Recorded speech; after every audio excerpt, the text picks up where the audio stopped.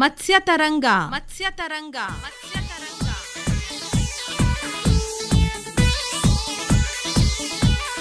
ಮೀನು ಸಾಕಾಣಿಕೆ ತಾಂತ್ರಿಕತೆಗಳನ್ನು ಕುರಿತ ಬಾನುಲಿ ಸರಣಿ ಕೇಳಿ. ಮತ್ಸ್ಯತರಂಗ. ಬಂಗಡಿ ಮೀನು ಬಳಕಿದಾಗ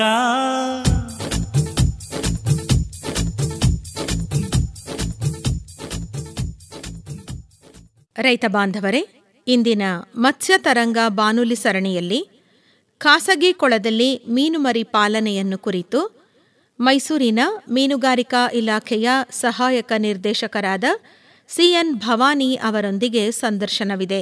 ಮತ್ಸ್ಯತರಂಗ. ಬಂಗಡಿ ಮೀನು ಬಳಕಿದಾಗ. ಭವಾನಿ ಅವರೇ, ನಮಸ್ಕಾರ. ನಮಸ್ಕಾರ ಸರ್. ತಾವು ಇವತ್ತಿನ ದಿವಸ ಖಾಸಗಿ ಕೊಳದಲ್ಲಿ ಮೀನು ಮರಿಗಳನ್ನು ಯಾವ ರೀತಿ ಪಾಲನೆ ಮಾಡಬಹುದು ಅನ್ನೋ ವಿಚಾರಕ್ಕೆ ಸಂಬಂಧಪಟ್ಟಂತೆ ವಿವರವಾಗಿ ಮಾಹಿತಿಯನ್ನು ನೀಡಬೇಕು. ವಿಶೇಷವಾಗಿ ಮೀನುಗಾರಿಕಾ ಇಲಾಖೆ ಯಾವ ರೀತಿ ಇದಕ್ಕೆ ಸೌಲಭ್ಯವನ್ನು ನೀಡುತ್ತೆ, ಕೊಳಗಳ ನಿರ್ಮಾಣ ಯಾವ ರೀತಿ ಮಾಡ್ಕೋಬೋದು, ಇದರಿಂದ ಆಗೋ ಅನುಕೂಲಗಳೇನು, ಈ ಎಲ್ಲದರ ಬಗ್ಗೆ ವಿವರವಾಗಿ ಮಾಹಿತಿಯನ್ನು ನೀಡಿ ಮೇಡಮ್. ಧನ್ಯವಾದಗಳು ಸರ್. ಈ ದಿನ ತಮಗೆ ಖಾಸಗಿ ಕೊಳಗಳಲ್ಲಿ ಮೀನುಮರಿ ಪಾಲನೆಯ ಬಗ್ಗೆ ಸಂಕ್ಷಿಪ್ತವಾಗಿ ಮಾಹಿತಿಯನ್ನು ನೀಡಲು ಬಯಸುತ್ತಿದ್ದೇನೆ. ಖಾಸಗಿ ಮೀನು ಕೊಳಗಳಲ್ಲಿ ಮೀನು ಮರಿಗಳನ್ನು ಪಾಲನೆ ಮಾಡಿ ಸದರಿ ಮರಿಗಳನ್ನು ಮೀನು ಕೃಷಿಕರಿಗೆ ಮಾರಾಟ ಮಾಡುವುದು ಒಂದು ಲಾಭದಾಯಕ ಉದ್ಯಮವಾಗಿದೆ. ಮೀನು ಕೃಷಿ ಮಾಡಲು ಸರಿಯಾದ ಮೀನಿನ ತಳಿ, ಮೀನು ಮರಿಯ ಲಭ್ಯತೆ ಅವಶ್ಯಕ. ಇತ್ತೀಚಿನ ದಿನಗಳಲ್ಲಿ ರೈತರು ವಿವಿಧ ಜಲವಿನ್ಯಾಸಗಳಾದ ಹೊಂಡಗಳು, ಚಿಕ್ಕ ಪುಟ್ಟ ಕೆರೆಗಳು, ಗೋಕಟ್ಟೆ, ಕೆರೆ ಹಂಚಿನ ಕೊಳಗಳಲ್ಲೂ ಕೂಡ ಮೀನುಮರಿ ಪಾಲನೆಯನ್ನು ಯಶಸ್ವಿಯಾಗಿ ಮತ್ತು ಲಾಭದಾಯಕವಾಗಿ ಮಾಡುತ್ತಿದ್ದಾರೆ. ಈ ಮೀನುಮರಿ ಪಾಲನೆಯನ್ನು ಮಾಡುವಾಗ 2 ಹಂತಗಳಿರುತ್ತದೆ. ಒಂದು ನರ್ಸರಿ ಹಂತ, ಮತ್ತೊಂದು ರೇರಿಂಗ್ ಹಂತ. ಈ 2 ಹಂತಗಳಲ್ಲೂ ಕೂಡ ಕೊಳಗಳ ಅವಶ್ಯಕತೆ ಇರುತ್ತದೆ. ರೈತರು ತಮ್ಮ ಸ್ವಂತ ಜಮೀನಿನಲ್ಲಿ ಕೊಳಗಳನ್ನು ನಿರ್ಮಿಸಿ ಮೀನುಮರಿ ಪಾಲನೆಯನ್ನು ಮಾಡಬಹುದು. ಮೀನುಮರಿ ಪಾಲನೆಗೆ ಸೂಕ್ತ ನೆಲ ಹಾಗೂ ಜಲದ ಅವಶ್ಯಕತೆ ಇರುತ್ತದೆ. ಮೀನುಮರಿ ಪಾಲನೆಗಾಗಿ ಸೂಕ್ತ ನೆಲ ಜಲದ ಆಯ್ಕೆ ತುಂಬ ಮುಖ್ಯ ಪಾತ್ರ ವಹಿಸುವುದರಿಂದ ಯಾವ ಥರದ ಮಣ್ಣಿನ ಗುಣಧರ್ಮಗಳು ಹಾಗೂ ನೀರಿನ ಗುಣಧರ್ಮಗಳು ಇರಬೇಕು ಎಂದು ತಿಳಿದುಕೊಳ್ಳುವುದು ಕೂಡ ತುಂಬ ಮುಖ್ಯವಾಗಿರುತ್ತದೆ. ಸಾಮಾನ್ಯವಾಗಿ ಭತ್ತದ ಗದ್ದೆಗಳು, ನೀರಾವರಿ ಕಾಲುವೆಯ ಅಕ್ಕಪಕ್ಕದ ಜಮೀನು, ತಗ್ಗು ಪ್ರದೇಶದ ಜೇಡಿ ಮಣ್ಣು, ಮೆಕ್ಕಲು ಮಿಶ್ರಿತ ಮಣ್ಣು ತುಂಬ ಸೂಕ್ತವಾಗಿರುತ್ತದೆ. ನಾವು ಯೂಶ್ವಲಿ ಗದ್ದೆ ಮಣ್ಣನ್ನು ನೋಡುವಾಗ ಜೇಡಿ ಮಿಶ್ರಿತ ಮಣ್ಣಿರುತ್ತೆ. ಅದರಲ್ಲಿ ನಾವು ಒಂದು ಹಿಡಿ ಮಣ್ಣನ್ನು ತೆಗೆದುಕೊಂಡು ಮುಷ್ಟಿ ಹಿಡಿದು ನೋಡಿದರೆ ಅದು ಬಿಗಿಯಾಗಿ ನಿಲ್ಲುತ್ತೆ. ಯಾವುದೇ ರೀತಿಯ ಮಣ್ಣು ನೀರು ಜಿನುಗಿ ಹೋಗದಂತೆ ತಡೆಯುತ್ತದೆ. ಇದರ ಅರ್ಥ ಅಂತಹ ಮಣ್ಣಿನಲ್ಲಿ ನೀರು ನಿಲ್ಲುತ್ತದೆ ಎಂದು, ನೀರು ಶೇಖರಣೆಯಾಗುತ್ತದೆ ಎಂದು. ಅಂತಹ ಮಣ್ಣು ಕೊಳ ನಿರ್ಮಾಣಕ್ಕೆ ಸೂಕ್ತವಾಗಿರುತ್ತದೆ. ಸಾಮಾನ್ಯವಾಗಿ ಕೊಳವನ್ನು ಯಾವುದೇ ಆಕಾರದಲ್ಲೂ ಕೂಡ ಮಾಡಬಹುದು, ಆದರೆ ಚೌಕಾಕಾರ ಹಾಗೂ ಆಯತಾಕಾರದಲ್ಲಿದ್ದರೆ ಸೂಕ್ತವಾಗಿರುತ್ತದೆ. ಸ್ಥಳದ ಲಭ್ಯತೆಗೆ ಅನುಸಾರವಾಗಿ 4 ರಿಂದ 5 ಅಡಿ ಆಳ, 4 to 5 feet ಡೆಪ್ತ್ ನೀರು ನಿಲ್ಲಿಸಬೇಕಾಗತ್ತೆ.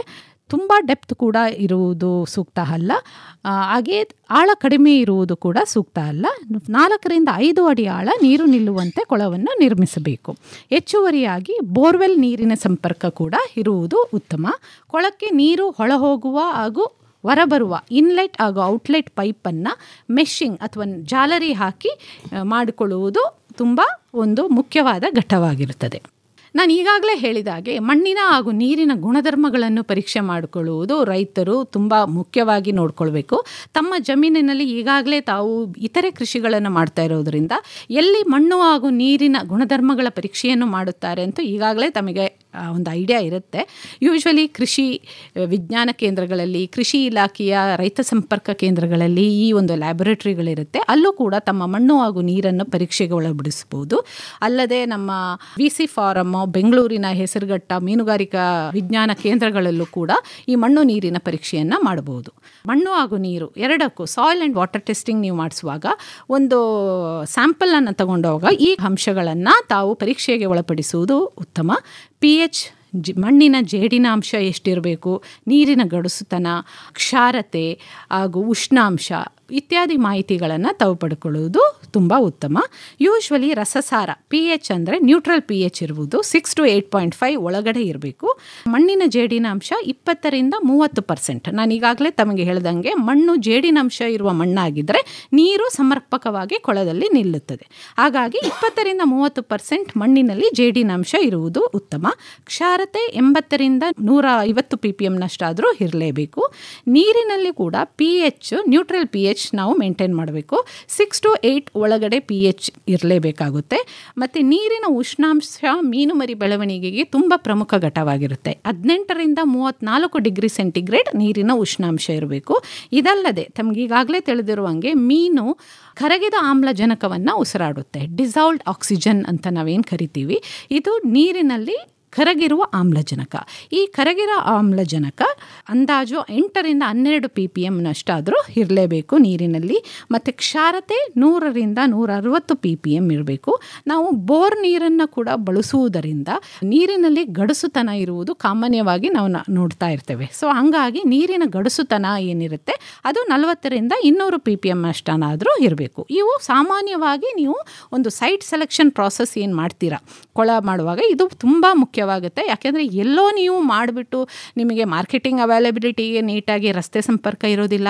ರೈತರು ಬರುವಾಗ ಮೀನು ಮರಿಗಳನ್ನು ಕೊಳ್ಳಿಕ್ಕೆ ಬರುವಾಗ ಅವರ ಗಾಡಿ, ಆಟೋ, ವ್ಯಾನ್ ಏನು ಬರುತ್ತೆ ಅದಕ್ಕೆ ಸಂಪರ್ಕ ಇರುವುದಿಲ್ಲ. ನಿಮ್ಮ ಇತರೆ ಸಾಮಗ್ರಿಗಳನ್ನು ಪೂರೈಸಲಿಕ್ಕೆ ನಿಮಗೆ ಆಗೋದಿಲ್ಲ. ಸೊ ಸೈಟ್ ಸೆಲೆಕ್ಷನ್ ಮತ್ತು ಮಣ್ಣು ಮತ್ತು ನೀರಿನ ಸೆಲೆಕ್ಷನ್ ತುಂಬ ಒಂದು ಪ್ರಾಥಮಿಕ ಹಂತದಲ್ಲಿ ತುಂಬ ಪ್ರಮುಖ ಘಟ್ಟವಾಗಿರುತ್ತದೆ ಸರ್. ಇದಲ್ಲದೆ ಮೀನುಮರಿ ಪಾಲನೆಯಲ್ಲಿ ಒಂದು 4-5 ಇಂಪಾರ್ಟೆಂಟ್ ಬೇಸಿಕ್ ಸ್ಟೆಪ್ಸನ್ನು ನಾವು ಹೇಳ್ತೀವಿ. ಪ್ರಮುಖವಾಗಿ ನೀವು ಕೊಳ ಮಾಡಿ ಎಲ್ಲ ಆದಮೇಲೆ ಮುಂದೆ ಆ ಕೊಳದ ತಯಾರಿಯನ್ನು ಮಾಡಬೇಕು. Pond preparation is the important step in the seed rearing.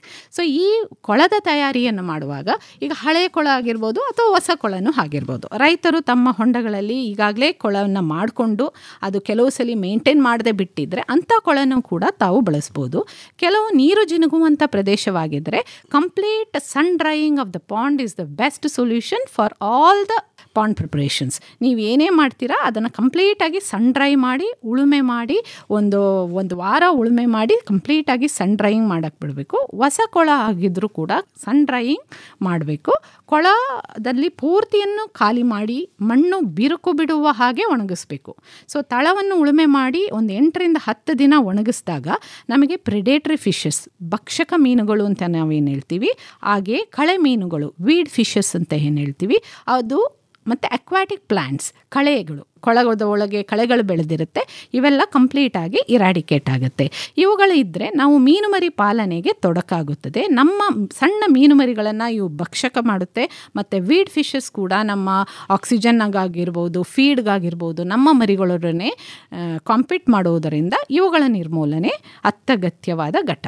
So ಇದಕ್ಕಾಗಿ ನಾವು ಯೂಶ್ವಲಿ ಅಕ್ವಾಟಿಕ್ ಇನ್ಸೆಕ್ಟ್ಸ್ ಕೂಡ ಕಂಡುಬರುತ್ತೆ. ಇಂಥ ಅಕ್ವಾಟಿಕ್ ಇನ್ಸೆಕ್ಟ್ಸನ್ನು ನೀರು ತುಂಬಿದ ನಂತರ ಸ್ವಲ್ಪ ಪ್ರಮಾಣದಲ್ಲಿ ಡೀಸೆಲ್ ಸಿಂಪಡಣೆ ಮಾಡೋದ್ರಿಂದ ಅಥವಾ ಸೋಪ್ ಆಯಿಲ್ ಮಿಕ್ಸ್ಚರ್ ಬಳಸೋದ್ರಿಂದ ಕೂಡ ಅದು ಉಸಿರಾಟಕ್ಕೆ ತೊಂದರೆ ಆಗುತ್ತೆ ಮೇಲಿನ ಲೇಯರಲ್ಲಿ. ಹಂಗಾಗಿ ಅದು ಇರಾಡಿಕೇಟ್ ಆಗುತ್ತೆ.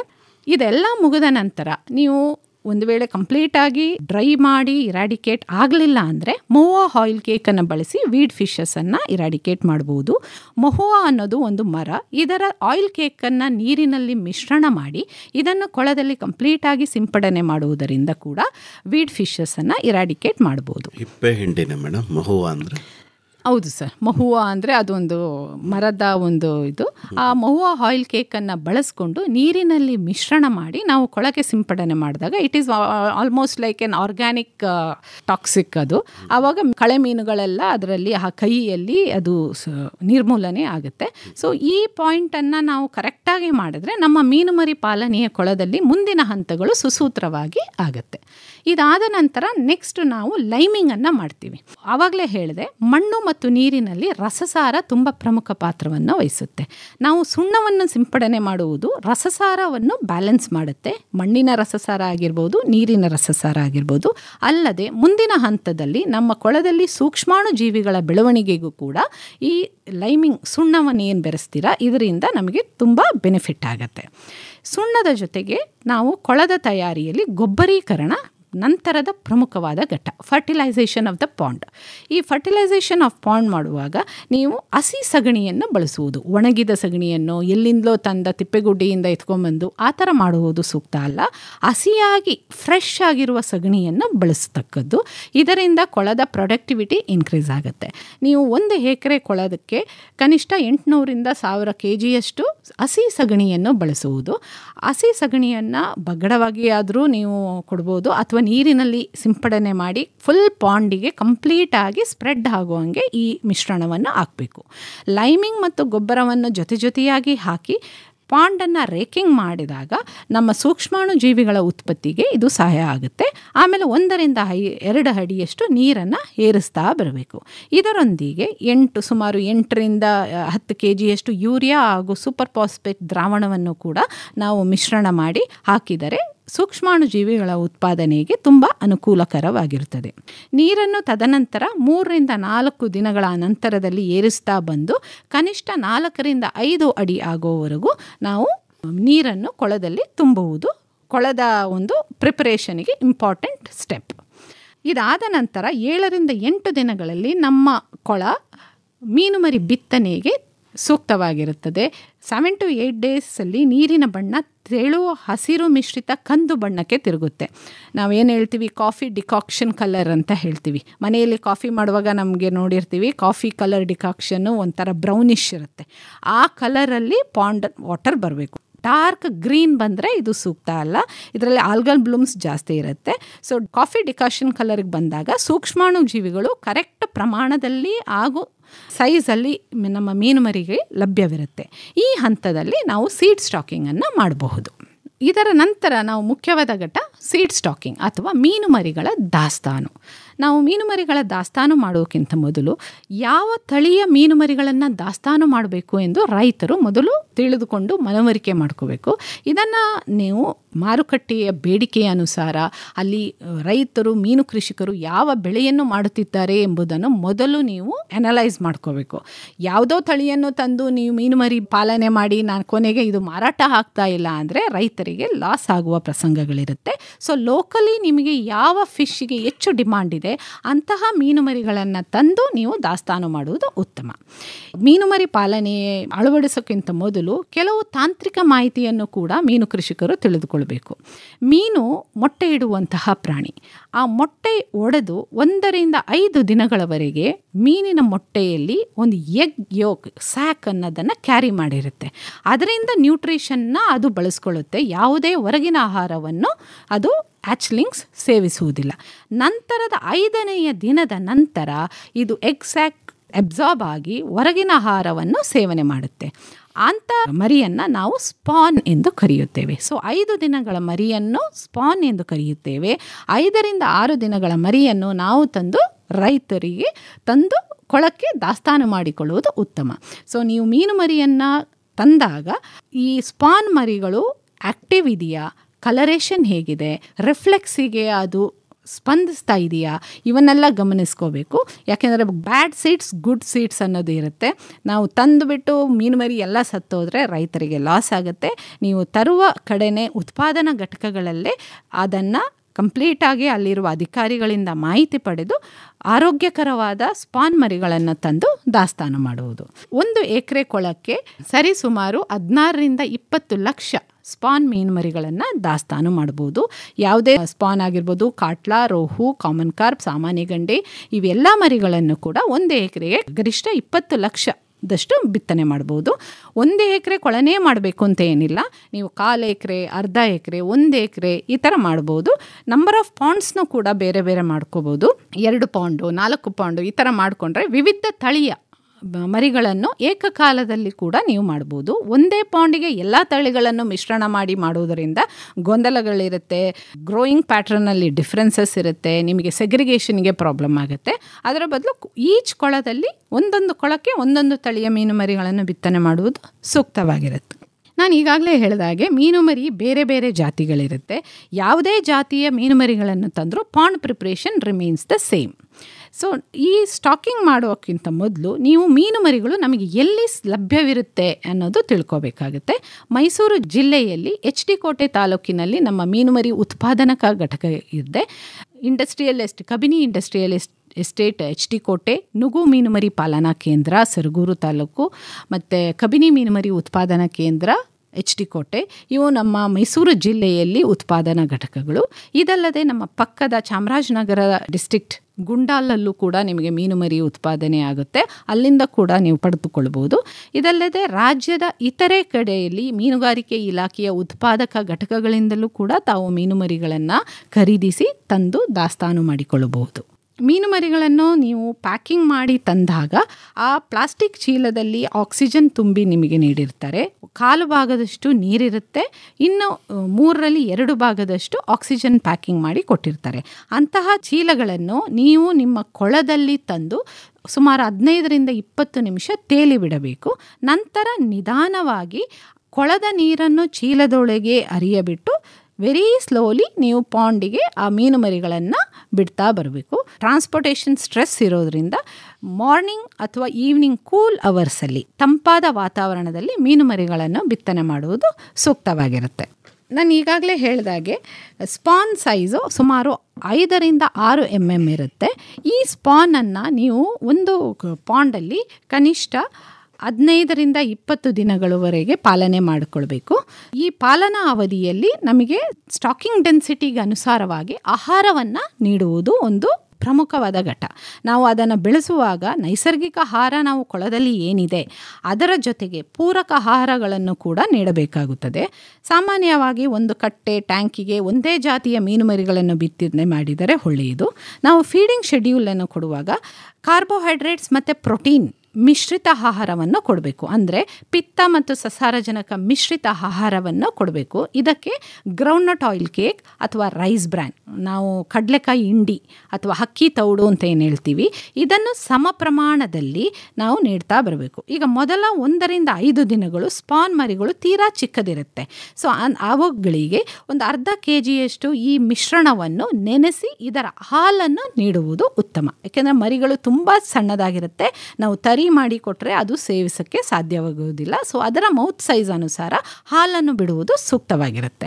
ನಂತರ 6ರಿಂದ 10 ದಿನಗಳ ನಂತರ ಈ ಮಿಶ್ರಣವನ್ನು ಕಡಲೆಕಾಯಿ ಹಿಂಡಿ ಹಾಗೂ ಅಕ್ಕಿ ತೌಡನ್ನು ಸಣ್ಣಗೆ ಪುಡಿ ಮಾಡಿ, ರವೆ ಥರ ಸಣ್ಣ ಪುಡಿ ಮಾಡಿ ಇದನ್ನು ಹೆರ್ಚಬೇಕು. ಒಂದು ಅರ್ಧ kgಯಿಂದ 1 kg ಪ್ರತಿ ದಿನ ಇದನ್ನು ನೀಡಬೇಕಾಗುತ್ತೆ. ಇದೇ ಥರ 15ರಿಂದ 20 ದಿನಗಳವರೆಗೂ ನೀವು ಸ್ಪಾನ್ ಮೀನುಮರಿಗಳಿಗೆ ಪೂರಕ ಆಹಾರವನ್ನು ಕನಿಷ್ಠ 2ರಿಂದ 3 kgಯಷ್ಟು ಆಹಾರವನ್ನು ಪ್ರತಿನಿತ್ಯ ನೀಡುವುದು ಉತ್ತಮ ಬೆಳವಣಿಗೆಗೆ, ಆರೋಗ್ಯಕರ ಬೆಳವಣಿಗೆಗೆ ತುಂಬ ಸೂಕ್ತವಾಗಿರುತ್ತದೆ. ಇಲ್ಲಿಗೆ ನಾವು 15ರಿಂದ 20 ದಿನಗಳವರೆಗೆ ಪಾಲನೆಯಲ್ಲಿ ಬಂದಾಗ ಫ್ರೈ ಸ್ಟೇಜಿಗೆ ಸ್ಪಾನ್ ಫ್ರೈ ಸ್ಟೇಜ್ ಹಂತಕ್ಕೆ ತಲುಪಿರುತ್ತದೆ. ಇದನ್ನು ಈಗಾಗಲೇ ನಿಮಗೆ ಹೇಳ್ದಂಗೆ ನರ್ಸರಿ ಹಂತ ಎಂದು ಕರೆಯುತ್ತೇವೆ.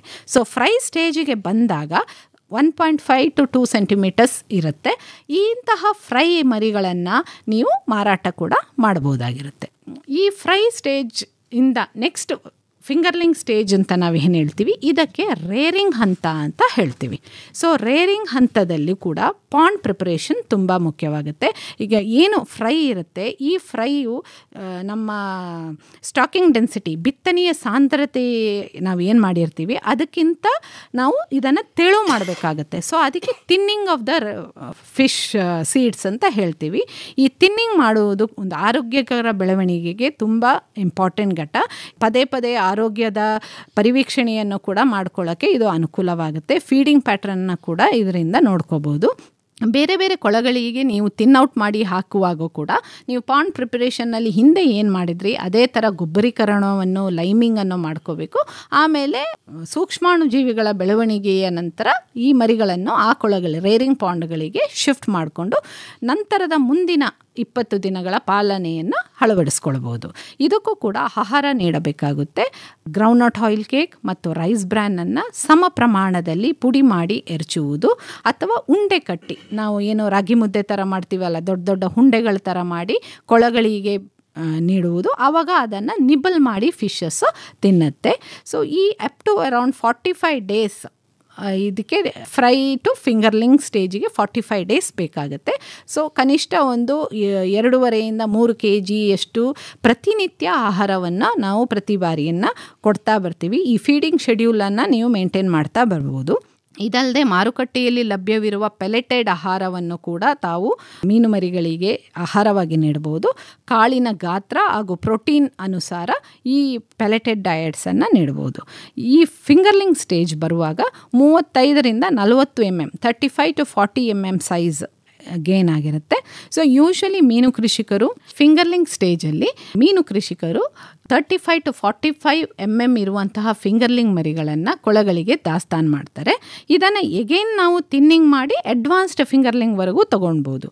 ಆದರೆ ಇತ್ತೀಚೆಗೆ ಪ್ರಸ್ತುತ ಎಲ್ಲ ಮೀನು ಕೃಷಿಕರು ಈ ಮರಣಾಂಶವನ್ನು ಕಮ್ಮಿ ಮಾಡಿ ಬದುಕುಳಿಯುವಿಕೆಯನ್ನು ಹೆಚ್ಚು ಮಾಡಲಿಕ್ಕೋಸ್ಕರ ಬಲಿತ ಬಿತ್ತನೆ ಮೀನು ಮರಿಗಳನ್ನು ಕೊಳಗಳಿಗೆ ದಾಸ್ತಾನು ಮಾಡುವುದು ಒಂದು ರೂಢಿ ಮಾಡಿಕೊಂಡಿರುವುದು ಒಂದು ಆರೋಗ್ಯಕರ ಬೆಳವಣಿಗೆಯಾಗಿದೆ.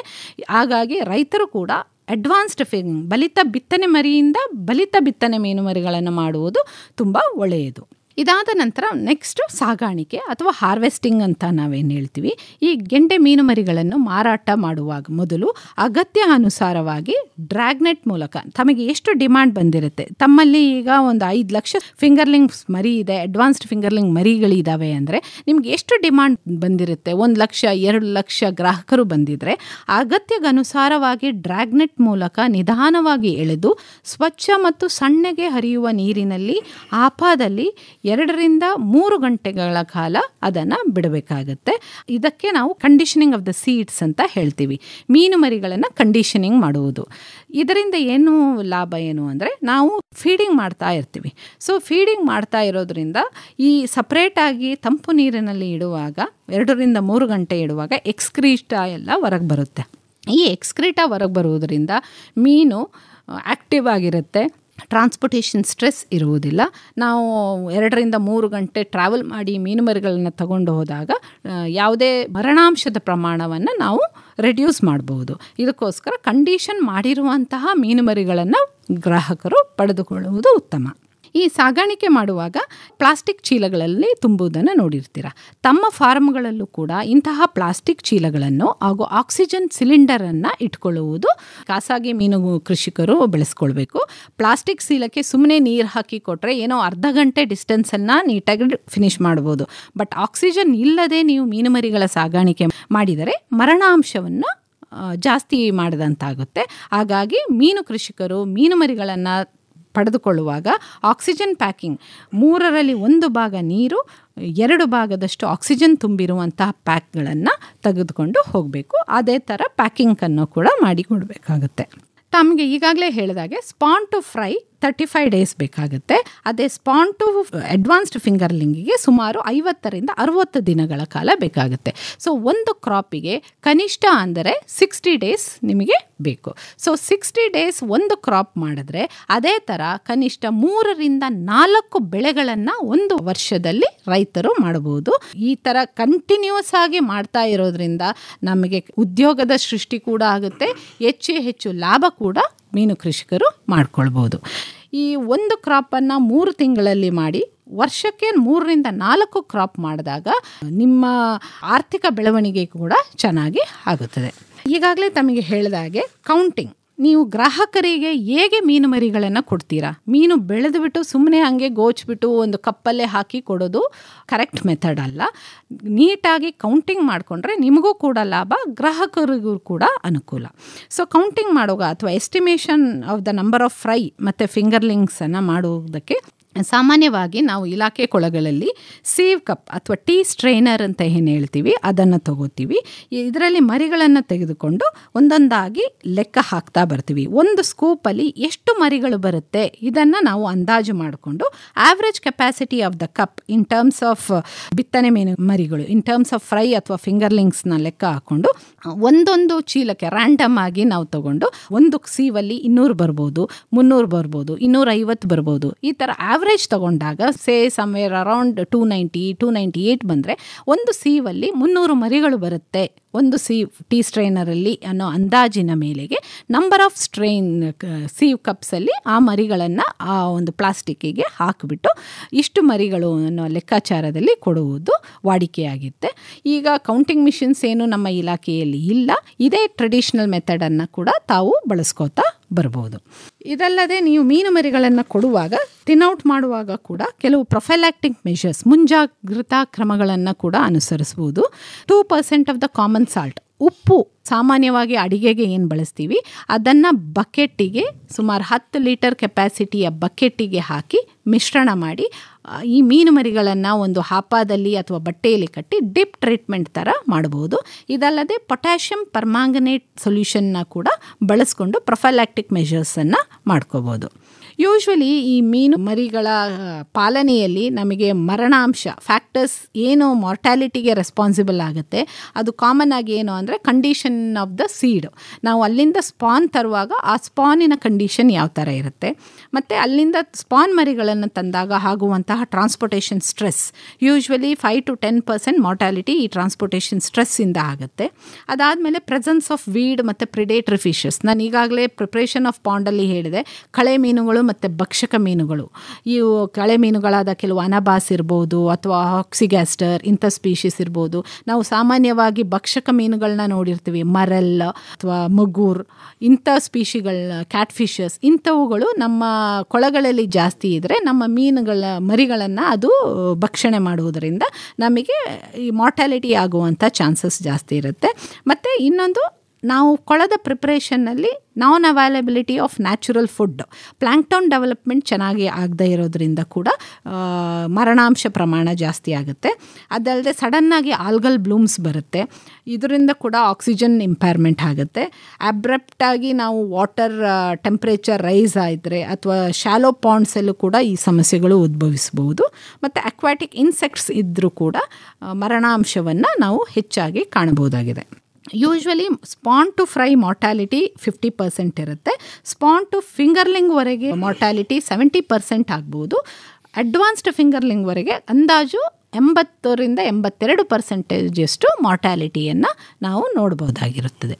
ಈಗ ನಾವು ಸಾಮಾನ್ಯವಾಗಿ ಒಂದು ಪ್ರಶ್ನೆ ಉದ್ಭವಿಸುತ್ತೆ, ಸ್ಪಾನ್ ರೇರಿಂಗೇ ಮಾಡಿ ಯಾಕೆ ಮಾಡ್ಕೋಬೇಕು, ಡೈರೆಕ್ಟಾಗಿ ಇಲಾಖೆಯಿಂದಲೇ ಮೀನು ಮರಿಗಳನ್ನು ತಂದು ನಾವು ಕೊಳಗಳಿಗೆ ಬಿತ್ತನೆ ಮಾಡ್ಬೋದು, ಈ ಒಂದು ಸಹಜ ಪ್ರಶ್ನೆ ಬರುತ್ತೆ. ನಾವು ಜನರಲ್ ಆಗಿ ನೋಡಿದಾಗ 1,00,000 ಸ್ಪಾನ್ ಮರಿಗೆ ನಾವು ₹1,000 ಇನ್ವೆಸ್ಟ್ ಮಾಡ್ತೀವಿ. ಅದೇ 1,000 ಮೀನು ಮರಿಗೆ ಕಾಟ್ಲ ಆದರೆ ₹400. ಸೊ ಕಾಸ್ಟ್ ಬೆನಿಫಿಟ್ಟು ನಿಮಗೆ ಸ್ಪಾನಲ್ಲಿ ಸಿಗುತ್ತೆ. ನೀವು 1,00,000 ಸ್ಪಾನಿಗೆ ಕಾಟ್ಲಾ, ರೋಹು, ಮೃಗಾಲ್, ಸಾಮಾನ್ಯ ಗಂಡೆ ಸ್ಪಾನಿಗೆ 1,500 1,00,000ಕ್ಕೆ ನೀವು ಸ್ಪೆಂಡ್ ಮಾಡಿದ್ರೆ, ಅದೇ 1,000 ಬಿತ್ತನೆ ಮರಿಗೆ ಕಾಟ್ಲಾ ಆದರೆ ₹400 1,000ಕ್ಕೆ, ರೋಹು ಆದರೆ ₹300 1,000ಕ್ಕೆ, ಅದೇ ಗ್ರಾಸ್ ಕಾರ್ಪ್ ಹುಲ್ಲುಗಂಡೆ ಮೀನು ಮರಿಗಳಾದರೆ ₹500 ಪ್ರತಿ 1,000ಕ್ಕೆ ನೀವು ಖರ್ಚು ಮಾಡಬೇಕಾಗತ್ತೆ. ಸೊ ₹1,500 ಕೊಟ್ಟು 1,00,000 ಸ್ಪಾನ್ ಮೀನು ಮರಿಗಳು ನೀವು ತರೋ ಅಂದಾಜಿನಲ್ಲಿ 1 ಎಕರೆಗೆ 20 ಲಕ್ಷ ಸ್ಪಾನ್ ಮೀನುಗರಿಗಳನ್ನು ತಂದರೆ ಮಾರ್ಟಾಲಿಟಿಯನ್ನು ಗಮನದಲ್ಲಿರಿಸ್ಕೊಂಡು ನಿಮಗೆ ಅಂದಾಜು 1 ಎಕರೆ ಕೊಳದಲ್ಲಿ 6 ಲಕ್ಷ ಬಿತ್ತನೆ ಮೀನು ಮರಿಗಳನ್ನು ನೀವು ಪಡಿಬೋದು. ಈ 6 ಲಕ್ಷ ಬಿತ್ತನೆ ಮೀನು ಮರಿಗಳನ್ನು ನೀವು ನಿಮ್ಮ ಗ್ರಾಹಕರಿಗೆ ಅಗತ್ಯಗನುಸಾರವಾಗಿ ಪ್ರತಿ 1,000 ಲೆಕ್ಕದನುಸಾರ ಮಾರಾಟ ಮಾಡುವಾಗ ನಿಮಗೆ ನಿವ್ವಳ ಲಾಭ ಹಾಗೂ ಆದಾಯ ಜಾಸ್ತಿ ಆಗುತ್ತದೆ. ಸೊ ಮಾರ್ಟಾಲಿಟಿ ಕೂಡ ರೆಡ್ಯೂಸ್ ಮಾಡ್ಬೋದು. ಬದುಕುಳಿಯುವಿಕೆ ಜಾಸ್ತಿ ಆದಾಗ ರೈತರಿಗೂ ಕೂಡ ಅನುಕೂಲವಾಗುತ್ತದೆ. ಹೆಚ್ಚು ಮೀನು ಬೆಳೆಯುವಲ್ಲೂ ಕೂಡ ಪ್ರೋತ್ಸಾಹದಾಯಕವಾಗಿರುತ್ತದೆ. ಎಷ್ಟು ಆದಾಯ ಬರಬಹುದು ಅಂತೀರಿ ಮೇಡಮ್? ಸರ್, ಯೂಶ್ವಲಿ ಕೊಳಗಳಲ್ಲಿ ನಾವು ಕಾಯಂ ವೆಚ್ಚ ಹಾಗೂ ಪುನರಾವರ್ತಿತ ಖರ್ಚು ಎಂದು 2 ಭಾಗವಾಗಿ ವಿಂಗಡಣೆ ಮಾಡ್ತೀವಿ. ಕಾಯಂ ವೆಚ್ಚಗಳು ಈಗಾಗಲೇ ನಾನು ಹೇಳಿದಾಗೆ ಕೊಳ ಮಾಡೋದಕ್ಕೆ JCB ಆಗಿರ್ಬೋದು ಅಥವಾ ಇತರೆ ಖರ್ಚು, ಕೊಳ ಮಾಡೋದಕ್ಕೆ ಪರ್ಮನೆಂಟಾಗಿ ನಾವು ಏನು ಮಾಡ್ತೀವಿ ಇದು ಕಾಯಂ ವೆಚ್ಚ. ಕೊಳ ನಿರ್ಮಾಣ ವೆಚ್ಚ, ಪ್ಯಾಕಿಂಗ್ ಸಾಮಗ್ರಿ, ಆಕ್ಸಿಜನ್ ಸಿಲಿಂಡರ್ಸು, ಬಲೆಗಳನ್ನ ಖರೀದಿ, ಇದು ಕಾಯಂ ವೆಚ್ಚ ಆಗುತ್ತೆ. ಸರಿಸುಮಾರು 1.5 to 1.25 ಲಕ್ಷ ಕಾಯಂ ವೆಚ್ಚ ಆಗುತ್ತೆ. ಪುನರಾವರ್ತಿತ ಖರ್ಚಿನಲ್ಲಿ ನಿಮಗೆ ಗೊಬ್ಬರ ಖರೀದಿಯಾಗಿರ್ಬೋದು, ಮೀನುಮರಿ ಖರೀದಿಯಾಗಿರ್ಬೋದು, ಮೀನುಮರಿ ಸಾಗಾಣಿಕೆ ವೆಚ್ಚ ಆಗಿರ್ಬೋದು, ಪೂರಕ ಆಹಾರಗಳನ್ನು ಖರೀದಿ ಮಾಡು, ನೀವು ಪ್ರೋಟೀನೇಷಿಯಸ್ ಪೆಲೆಟೆಡ್ ಡಯಟ್ಸ್ ಖರೀದಿ ಮಾಡಿರ್ತೀರ, ಗೊಬ್ಬರ ಖರೀದಿ ಮಾಡಿರ್ತೀರ, ಇತರೆ ಖರ್ಚುಗಳು, ಲೇಬರ್ ಖರ್ಚು ಇರುತ್ತೆ. ಇವನ್ನೆಲ್ಲ ಅಂದಾಜು ಮಾಡಿದ್ರೆ ನಿಮಗೆ 1,10,10,000 ನಿಮಗೆ ಪುನರಾವರ್ತಿತ ಖರ್ಚು ಬರುತ್ತೆ. ಸೊ ಈ ಅಂದಾಜಿನಲ್ಲಿ ನಾವು ನಿರೀಕ್ಷಿತ ಬಿತ್ತನೆ ಮೀನುಮರಿಗಳ ಉಳಿವಿಕೆ ಸುಮಾರು 30% ಅಂತ ಅಂದಾಜು ಮಾಡಿದರು. 20 ಲಕ್ಷ ಸ್ಟಾಕಿಂಗ್ ಡೆನ್ಸಿಟಿಗೆ 6 ಲಕ್ಷ ಬಿತ್ತನೆ ಮೀನುಮರಿಗಳು ನಿಮಗೆ ಸಿಗುತ್ತದೆ. ಸೊ 400 ರೂಪಾಯಿ ಕಾಟ್ಲಾ ಮೀನು ಮರಿಗಳಾದರೆ 400 ರೂಪಾಯಿಯಂಗೆ ನೀವು ಪ್ರತಿ 1000ಕ್ಕೆ ಮಾರಾಟ ಮಾಡಿದರೂ ಕೂಡ 2,40,000 ನಿಮಗೆ ಆದಾಯ ಇರುತ್ತದೆ. ಸೊ ಈ ಆದಾಯದಲ್ಲಿ ನಾವು ಪುನರಾವರ್ತಿತ ಖರ್ಚನ್ನು ಮೈನಸ್ ಮಾಡಿಕೊಂಡ್ರೂ ಕೂಡ ಕನಿಷ್ಠ ಅಂದರೆ 1,20,000ರಿಂದ 1,50,000 ಲಕ್ಷ ನಿಮಗೆ ನಿವ್ವಳ ಲಾಭ ಒಂದು ಬೆಳೆಗೆ ಗ್ಯಾರಂಟಿಯಾಗಿ ಸಿಗುತ್ತದೆ. ಇದೇ ಥರ ಪ್ರತಿ ಬೆಳೆಗೆ ಅಂದರೆ 3ರಿಂದ 4 ಬೆಳೆಗೆ ಮಾಡಿದರೆ ಕನಿಷ್ಠ ಒಬ್ಬ ರೈತ ತಮ್ಮ ಅರ್ಧ ಎಕರೆ ಅಥವಾ 1 ಎಕರೆ ಕೊಳದಲ್ಲಿ ಕನಿಷ್ಠ 3ರಿಂದ 4 ಲಕ್ಷದಷ್ಟು ವಾರ್ಷಿಕ ಆದಾಯವನ್ನು ಪಡೆದುಕೊಳ್ಳಬಹುದು. ಈಗ ನೀವು ಇಲಾಖೆನವರು ಮೀನುಮರಿ ಉತ್ಪಾದನೆ ಮಾಡ್ತೀರಿ. ಹೌದು ಸರ್. ಖಾಸಗಿನವರು ಅವ್ರ ಕೊಳದಲ್ಲಿ ಮೀನು ಮರಿಯನ್ನು ಉತ್ಪಾದನೆ ಮಾಡ್ತಾರೆ. ಆದರೆ ಮೀನು ಸಾಕೋರಿಗೆ ಖಾಸಗಿಯವ್ರ ಮೇಲೆ ನಂಬಿಕೆ ಇರಲಿಲ್ಲ ಅಂದರೆ ಅವರ ಬಿತ್ತನೆ ಮಾರಾಟ ಆಗೋದು ಹೇಗೆ ಮೇಡಮ್? ಸರ್, ನಾವು ಇಲಾಖೆಯಲ್ಲೂ ಕೂಡ ಮೀನುಮರಿ ಪಾಲನೆಯನ್ನು ಮಾಡಿ ಗ್ರಾಹಕರಿಗೆ ಕೊಡ್ತಾ ಇದ್ದೀವಿ. ಇದು ಅಲ್ಲದೆ ನಾವು ಪ್ರೈವೇಟ್ ಖಾಸಗಿ ಕೊಳಗಳಲ್ಲೂ ಕೂಡ ಮಾಡೋದಕ್ಕೆ ಎನ್ಕರೇಜ್ಮೆಂಟ್ ಮಾಡ್ತೀವಿ. ಖಾಸಗಿ ಕೊಳಗಳಲ್ಲಿ ಮಾಡಿದ್ರೆ ನಮಗೆ ನಂಬಿಕೆ ಬರೋದಿಲ್ಲ ಅಂತ ಏನಿಲ್ಲ. ನಾವು ಇಲಾಖೆಯಿಂದ ಅಂತಹ ಕೃಷಿಕರನ್ನು ನೋಂದಣಿ ಮಾಡಿಸ್ತೀವಿ, ಇಲ್ಲ ಸರ್ಟಿಫೈ ಮಾಡ್ತೀವಿ, ನಾವು ರಿಜಿಸ್ಟ್ರೇಷನ್ ಮಾಡ್ತೀವಿ. ಯಾರ್ಯಾರು ಖಾಸಗಿ ಕೊಳಗಳಲ್ಲಿ ಮೀನುಮರಿ ಪಾಲನೆ ಮಾಡ್ತಿದ್ದಾರೆ ಅವರು ತಮ್ಮ ದಾಖಲಾತಿಗಳೊಂದಿಗೆ ನಮ್ಮ ಇಲಾಖೆಯನ್ನು ಸಂಪರ್ಕಿಸಿದರೆ ಸ್ಪಾಟ್ ಇನ್ಸ್ಪೆಕ್ಷನ್ ಮಾಡಿ ಅವ್ರದ್ದು ಇನ್ಫ್ರಾಸ್ಟ್ರಕ್ಚರನ್ನು ನೋಡಿ ಅವರು ಎಷ್ಟು ಮಾಡ್ತಾ ಇದ್ದಾರೆ ಅನ್ನೋದನ್ನು ಗಮನದಲ್ಲಿರಿಸ್ಕೊಂಡು ಆ ಏರಿಯಾ ಅನುಸಾರವಾಗಿ ನಾವು ನೋಂದಣಿ ಕಾರ್ಯವನ್ನು ಮಾಡಿಕೊಡ್ತೀವಿ. ಅವರಿಗೆ ರಿಜಿಸ್ಟ್ರೇಷನ್ 5 ಇಯರ್ಸ್ವರೆಗೂ ಮಾಡಿಕೊಡ್ತೀವಿ. ಅದಾದ ನಂತರ ಅವರು ನವೀಕರಣವನ್ನು ಕೂಡ ಮಾಡ್ಕೋಬೋದು. ಸೊ ಆವಾಗ ಇಲಾಖೆಯಿಂದ ನೋಂದಾಯಿತ ಫಾರ್ಮ್ ಆಗಿರೋದ್ರಿಂದ ಗ್ರಾಹಕರಲ್ಲಿ ವಿಶ್ವಾಸ ಮೂಡುತ್ತೆ. ಅವರು ಬಿಲ್ ಇಟ್ಕೊಂಡು ಅದನ್ನು ಸಪ್ಲೈ ಮಾಡ್ಬೋದು. ಆ ಬಿಲ್ಲನ್ನು ಗ್ರಾಹಕರು ಮೀನುಮರಿಯನ್ನು ಬಿಲ್ಲನ್ನು ಪಡ್ಕೊಂಡಿರೋದನ್ನು ಇಲಾಖೆಗೆ ಸಬ್ಮಿಟ್ ಮಾಡಿದರೆ ಅಂತಹ ಮೀನುಮರಿಗಳಿಗೆ ಇಲಾಖೆಯಲ್ಲಿ ಸಹಾಯಧನವನ್ನು ಕೂಡ ನಾವು ಕೊಡ್ತಾ ಇದ್ದೀವಿ ಸರ್. ಭವಾನಿ ಅವರೇ, ಈಗ ಖಾಸಗಿ ಮೀನು ಉತ್ಪಾದಕರನ್ನು ತಾವು ಪ್ರೋತ್ಸಾಹಿಸ್ತಾ ಇರೋದು ಉತ್ಪಾದನೆ ಏನಾಗ್ತಾ ಇದೆ ಇವತ್ತು ಇಲಾಖೆನಲ್ಲಿ ಅದು ಸಾಲದು ಅನ್ನೋ ಕಾರಣಕ್ಕ ಅಥವಾ ಬೇಡಿಕೆ ತುಂಬ ಜಾಸ್ತಿ ಇದೆ ಅನ್ನೋ ಕಾರಣಕ್ಕ, ಹೇಗೆ ಮೇಡಮ್? ಸರ್, ಮೀನುಮರಿ ಉತ್ಪಾದನೆ ಬೇಡಿಕೆ ತುಂಬ ಇದೆ ಸರ್. ಮೊದಲಿಗಿಂತ ಈಗ ಅತಿ ಹೆಚ್ಚು ಪ್ರಮಾಣದಲ್ಲಿ ಮೀನುಮರಿಗಳಿಗೆ ಬೇಡಿಕೆ ಇದೆ. ಹೆಚ್ಚು ರೈತರು ನಾವು ಮಾಡ್ತೀವಿ ಅಂತ ಮುಂದೆ ಬರ್ತಾ ಇದ್ದಾರೆ. ಈಗ ಮೀನು ತಿಂದರೆ ಆರೋಗ್ಯ ಸಂಜೀವಿನಿ ಅಂತ ಹೇಳ್ತಾರೆ. ಸೊ ಹೆಚ್ಚು ಆಹಾರದಲ್ಲಿ ಮೀನಿನ ಬಳಕೆಯನ್ನು ಎಲ್ಲರೂ ಇಷ್ಟಪಡ್ತಾರೆ. ಅದಕ್ಕೆ ಪ್ರೋತ್ಸಾಹವನ್ನು ಕೂಡ ಇಲಾಖೆ ಕೊಡ್ತಾ ಇದೆ. ಸೊ ತುಂಬ ರೈತರು ಮುಂದೆ ಬಂದು ಕೃಷಿಕರು ಇರೋದ್ರಿಂದ ಅವರಿಗೆ ಅಗತ್ಯಗನುಸಾರವಾಗಿ ನಾವು ಮೀನುಮರಿಗಳನ್ನು ಪೂರೈಸುವುದು ಅಗತ್ಯವಾಗಿದೆ. ಸೊ ನಮ್ಮ ಇಲಾಖೆಯಿಂದಲೇ ನಾವು ಅಷ್ಟೊಂದು ಗ್ರಾಹಕರಿಗೆ ಮೀನುಮರಿಗಳನ್ನು ಸಪ್ಲೈ ಮಾಡಲಿಕ್ಕೆ ಆಗ್ಲಿಕ್ಕಿರ್ಬೋದು. ವೇರಿಯಸ್ ರೀಸನ್ಸ್ ಇರುತ್ತೆ. ಅದಕ್ಕೆ ನಮಗೆ ಮೇಂಟೆನೆನ್ಸ್ ಕಾಸ್ಟು, ಕಂಟಿಂಜೆನ್ಸಿ ಇವೆಲ್ಲನೂ ಸಮಸ್ಯೆ ಇರುತ್ತೆ. ಸೊ ಇನ್ನೊಂದು ನಾನು ಈಗಾಗಲೇ ಹೇಳಿದಾಗೆ ಮಾರ್ಟಾಲಿಟಿ, ನಾವು ಅಲ್ಲಿಂದ ನಾವು ತಗೊಂಡು ಬಂದು ನಮ್ಮ ಕೊಳಗಳಿಗೆ ಆಗುವಾಗ ಟ್ರಾನ್ಸ್ಪೋರ್ಟೇಷನ್ ಸ್ಟ್ರೆಸ್ ಇವುದರ ಮರಣಾಂಶವನ್ನು ಗಮನದಲ್ಲಿರಿಸ್ಕೊಂಡ್ರೆ ಅಡ್ವಾನ್ಸ್ಡ್ ಫಿಂಗರ್ಲಿಂಗ್ ಅಥವಾ ಫಿಂಗರ್ಲಿಂಗ್ ಸ್ಟೇಜಲ್ಲಿ ನಮ್ಮ ಕೊಳದ ಪಕ್ಕನೆ ಕೆರೆ ಅಂಚಿನಲ್ಲಿರುವ ಕೊಳದಲ್ಲೇ ನಾವು ಮೀನುಮರಿಯನ್ನು ಬೆಳೆಸಿ ಪಡೆದುಕೊಂಡ್ರೆ ನಮಗೆ ಸರ್ವೈವಲ್ ಆಫ್ ದ ಫಿಶಸ್ ತುಂಬ ಚೆನ್ನಾಗಿರುತ್ತೆ. ಇದಕ್ಕೆ ಇಲಾಖೆ ಅನೇಕ ವರ್ಷಗಳಿಂದ ಪ್ರೋತ್ಸಾಹ ಮಾಡ್ತಾ ಬರ್ತಾ ಇದೆ. ಸಹಾಯಧನವನ್ನು ಕೂಡ ಕೊಡ್ತಾ ಇದ್ದೀವಿ. ಭವಾನಿ ಅವರೇ, ಈಗ ವರ್ಷದಲ್ಲಿ 3 ಬೆಳೆ ಅಂತಂದ್ರೆ ಹೆಚ್ಚು ಅಂದ್ರೆ 4 ತಗೋ, ಹೆಚ್ಚು ಅಂದ್ರೆ 4 ತಗೋ, ಒಂದೇ ಕೊಳದಲ್ಲೇನೆ ಮಾಡಬಹುದಾ? ಮತ್ತೆ ಒಂದು ಬೆಳೆ ತೆಗೆದ ಮೇಲೆ ಮತ್ತೊಂದು ಬೆಳೆ ಇಡೋಕ್ಕಿಂತ ಮುಂಚೆ ಏನಾದರೂ ಮುನ್ನೆಚ್ಚರಿಕೆ ತೆಗೆದುಕೋಬೇಕಾಗುತ್ತೆ? ಹೌದು ಸರ್. ನಾವು ಒಂದೇ ಕೊಳದಲ್ಲಿ ಒಂದೇ ತಳಿಯ ಮೀನುಮರಿ ಪಾಲನೆಯನ್ನು ಮಾಡಿದರೆ ಉತ್ತಮವಾಗಿರುತ್ತೆ. ನಾವು ಮಿಶ್ರ ಮೀನುಮರಿ ಪಾಲನೆಯನ್ನು ಮಾಡಬಹುದು, ಮಾಡ್ಲಿಕ್ಕೆ ಆಗಲ್ಲ ಅಂತ ಏನಲ್ಲ.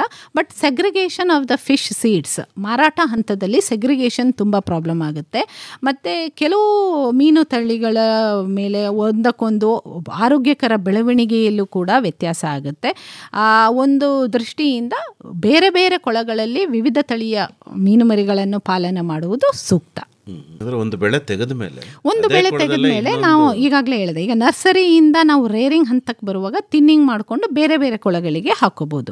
ಸೊ ಅದೇ ಥರ ಪ್ರತಿ ಹಂತಕ್ಕೂ ನಾವು ಪಾಂಡ್ ಪ್ರಿಪರೇಷನ್ಸ್ನ ಮಾಡ್ತಾ ಬರಬೇಕು, ಗೊಬ್ಬರೀಕರಣ ಮಾಡಬೇಕು, ಲೈಮಿಂಗ್ ಮಾಡ್ತಾ ಬರಬೇಕು, ಪೂರಕ ಆಹಾರಗಳನ್ನು ಕೊಡ್ತಾ ಇರಬೇಕು. ಅಂದ್ರೆ ತಾವೇನು ಪೂರ್ವ ಸಿದ್ಧತೆ ಹೇಳಿದ್ರಿ ಮಾಡಬೇಕು, ಖಂಡಿತವಾಗ್ಲೂ ಮಾಡಬೇಕು. ಹೌದು ಸರ್, ಪ್ರತಿ ಹಂತದಲ್ಲೂ ನಾವು ಪಾಂಡ್ ಪ್ರಿಪರೇಷನ್ ಮಾಡಿಕೊಂಡೇ ಬಿಡುವುದು ಸೂಕ್ತವಾಗಿರುತ್ತೆ. ನಮ್ಮ ಕಂಪನಿ, ಇದು ನಮ್ಮ ಕಂಪನಿ. ಆತ್ಮೀಯ ಕೇಳುಗರೆ, ರೈತ ಉತ್ಪಾದಕ ಕಂಪನಿಗಳನ್ನ ಉತ್ತಮ ತಾಂತ್ರಿಕತೆಗಳ ಮೂಲಕ ಕಟ್ಟಬೇಕೆ?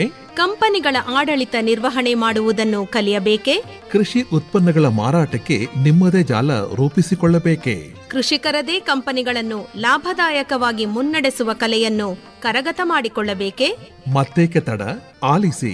ಪ್ರತಿ ಗುರುವಾರ ಸಂಜೆ 6:50 ಕೃಷಿ ರಂಗ ಕಿಸಾನ್ ವಾಣಿಯಲ್ಲಿ ಬಿತ್ತರವಾಗುವ ಬಾನುಲಿ ಸರಣಿ ನಮ್ ಕಂಪನಿ, ನಮ್ ಕಂಪನಿ, ನಮ್ ಕಂಪನಿ. ನಮ್ಮ ಹೊಲ ನಮ್ಮ ಬೆಳೆ, ಪೂರ್ಣ ಲಾಭದ ನ್ಯಾಯ, ಸಮಬಾಳು ಸಮಪಾಲು ಎಂಬುದೇ ಕಂಪನಿಯ ಧ್ಯೇಯ.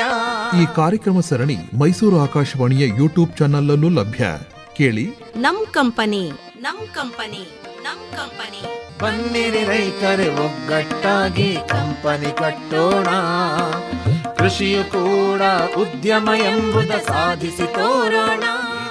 ಕೇಳಿ ನಮ್ ಕಂಪನಿ, ಕಟ್ಟಿ ನಿಮ್ಮದೇ ಕಂಪನಿ, ರೈತ ಉತ್ಪಾದಕರ ಕಂಪನಿ.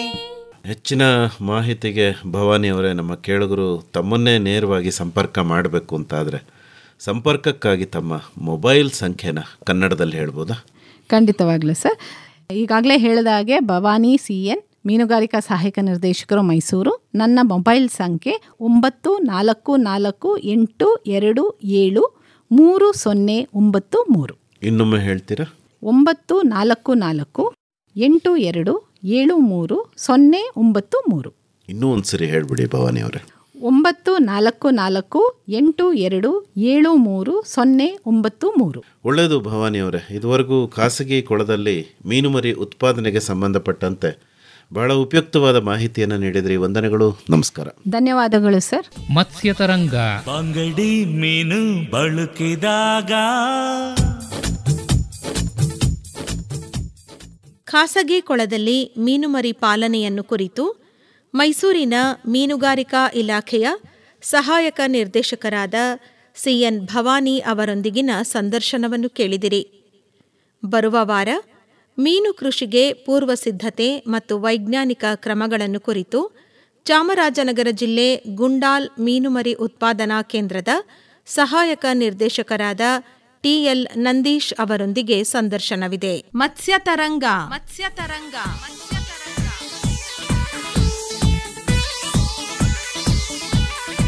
ಮೀನು ಸಾಕಣೆ ತಾಂತ್ರಿಕತೆಗಳನ್ನು ಕುರಿತ ಬಾನುಲಿ ಸರಣಿ ಆಲಿಸಿದಿರಿ. ಬಂಗಡಿ ಮೀನು ಬಳಕಿದಾಗ